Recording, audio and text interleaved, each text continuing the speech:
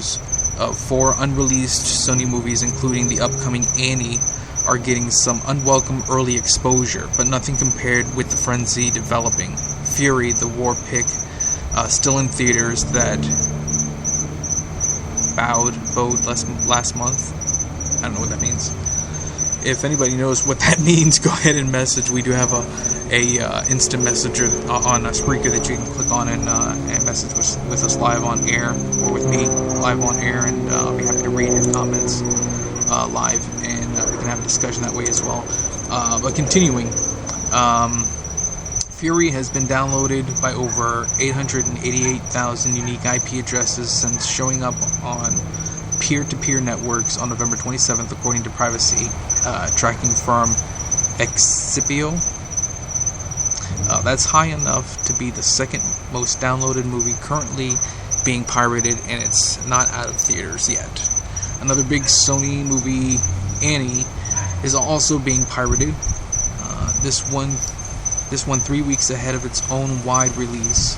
Other Sony movies being downloaded include Mr. Turner, Still Alice, and To Write Love on His Arms.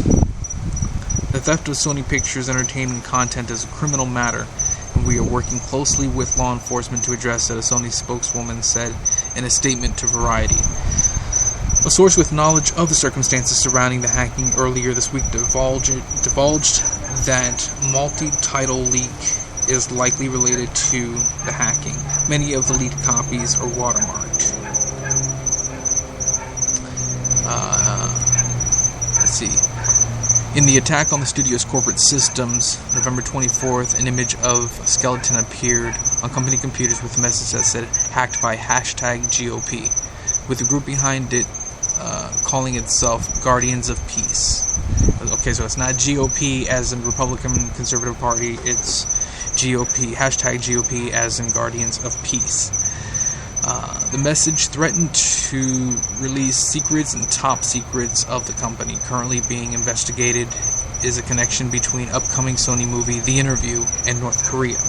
Sony's outbreak marks the biggest piracy incident since July, when Lionsgate saw Expendables 3 pop up online 3 weeks before its theatrical release. Police arrested 2 women in London earlier this week in connection with the stolen file. While Fury has emerged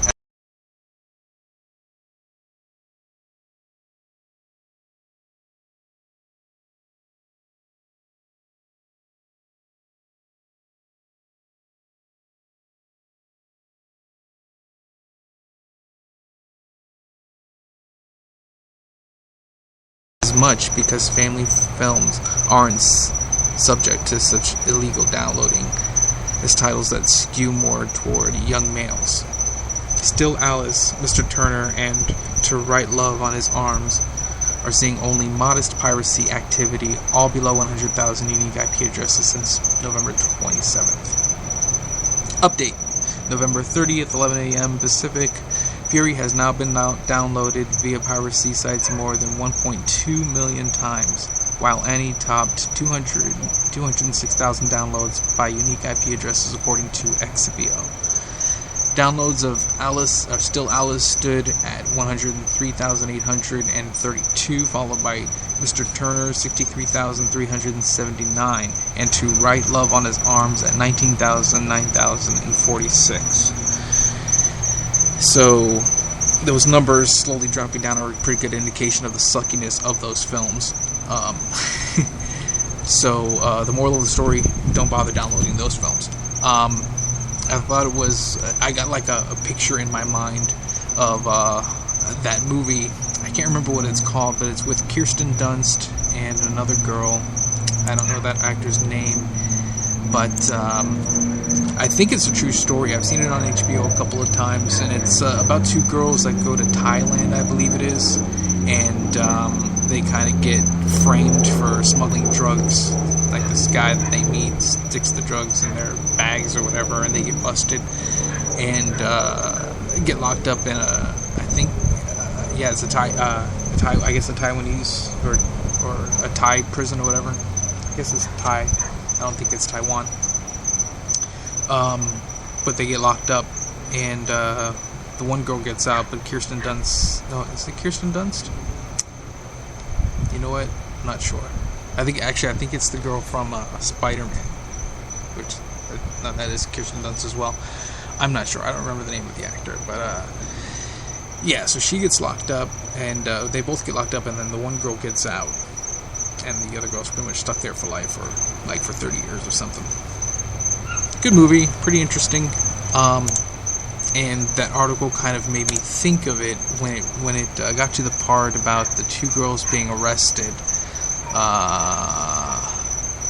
and they were found with the files. And it made me wonder if that was possibly the same type of scenario, where two girls that are abroad kind of get suckered because law enforcement is gaining on them, and so they frame these two girls. I don't know. I mean, it's just a thought, a scenario. That's my conspiracy theorist mind working, but it'd be interesting if that was the case. And obviously, if that is a true story, those kind of things happen. So it's not outside of the realm of possibility. I also came across a couple of interesting articles here on InfoWars. For example, one of the headlines read, Supreme Court to consider limiting Internet First Amendment. So, yeah, that's pretty intense there, and I'll read that again in case you didn't catch it. Supreme Court to consider limiting Internet First Amendment. And that's an article by Kurt Nemo, coming to you from Infowars.com. Supreme Court to consider limiting Internet First Amendment. Court may soon legitimize government control of speech. The Supreme Court is preparing to hear arguments on a case that may determine the future of free expression on the Internet. The case centers on remarks posted on Facebook by Anthony Elenis. The would-be rapper said he wanted to kill his estranged wife, kill an FBI agent, and shoot up a kindergarten class. Elonis was subsequently convicted and sentenced to 4 years in prison for violating a federal statute that makes it illegal to threaten another person. In his defense, Elonis argues the remarks were not serious. He says the lyrics were a form of spontaneous expression, and he had no intention of harming his wife or an FBI agent who visited him to determine if he was a threat. First Amendment advocates say a lower court ruling on the Elonis case threatens freedom of expression, a statute that prescribes speech without regard to the speaker's intended meaning runs the risk of punishing protected First Amendment expression simply because it is crudely or zealously expressed, states a brief from the American Liberties Union and other groups. That's pretty wild. I can kind of see both sides of the argument, though. And I know some people who might be listening might be kind of up in arms about that, and maybe not. Maybe you see things exactly the way that I see them, but I can definitely see why people would feel a little intimidated by that idea and that concept.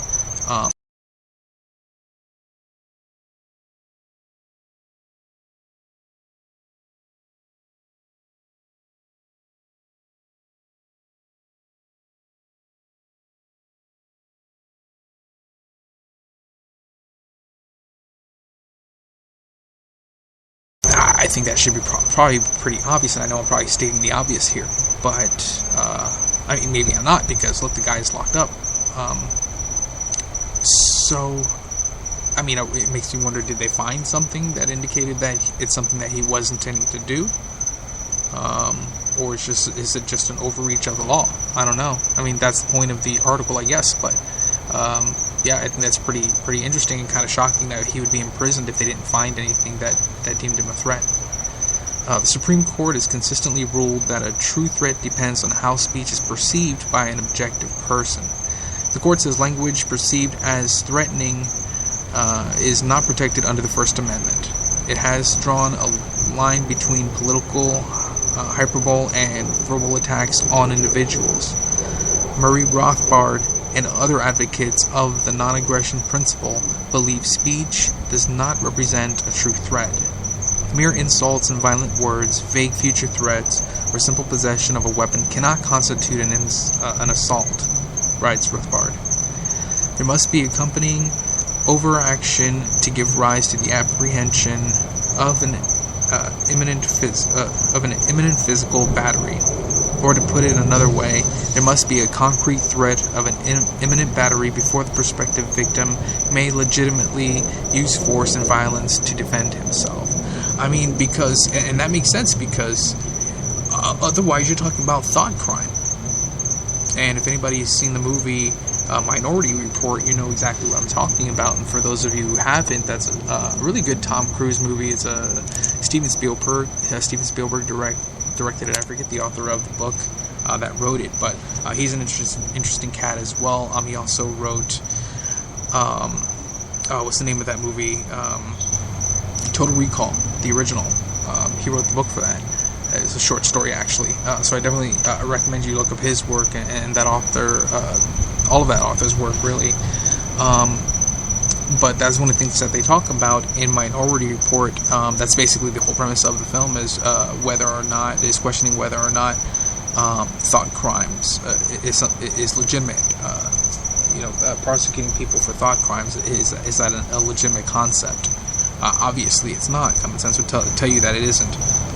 So just the fact that this person could be prosecuted just for having a thought is basically what it all boils down to. For those of you who don't know, I'm a musician. I write lyrics as part of, I'm a singer, musician, so I write lyrics, and that's part of the job. But not everything that I write is something that's real. It depends on what the subject matter is, but music is about passion, and sometimes when you're involved in the art, and you're putting down words, especially if you're a singer-songwriter, there's passion behind that. You might not necessarily mean it in the overall, sense of the word, but at that moment you do, because you're passionate, you feel passionately about it, and you're expressing it through your music. And if a person doesn't have the ability to be able to do that, well, then that person might very well legitimately explode, because they didn't have that outlet. So that's another reason why the whole idea of prosecuting someone that who wrote a song that they didn't necessarily mean, just for having the thought, basically expressing those thoughts verbally, but still at the end of the day it's just a thought. I don't know, it just really sets a dangerous precedent, and I imagine it would make people fearful of what they write, and now you're controlling kind of like maybe an unintended, or maybe could be fully intended consequence, is that, and now at that point you're controlling art. So there's like multiple levels of this to really think about.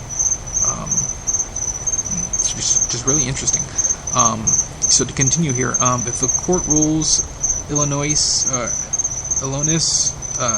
speech is not protected by the First Amendment, it will have repercussions for speech over the internet. Well, far more than that, but I see their point that they're making here. Indeed, the government, a master in the art of violence, intrusion, surveillance, criminalizing harmless activities, has repeatedly attempted to clamp down on the First Amendment activity on the web and in social media under the various guises of fighting terrorism, discouraging cyberbullying, and combating violence, writes John W. Whitehead of the Rothford Institute. We would do well to tread cautiously in how much authority we give the government to criminalize free speech activities and chill what has become a vital free speech forum. Right? Yeah, absolutely. And look, here's the thing. You can't help, if you use the internet by any capacity, you have to know that it's inevitable that the powers that be would seek to control it. They would seek to regulate it, because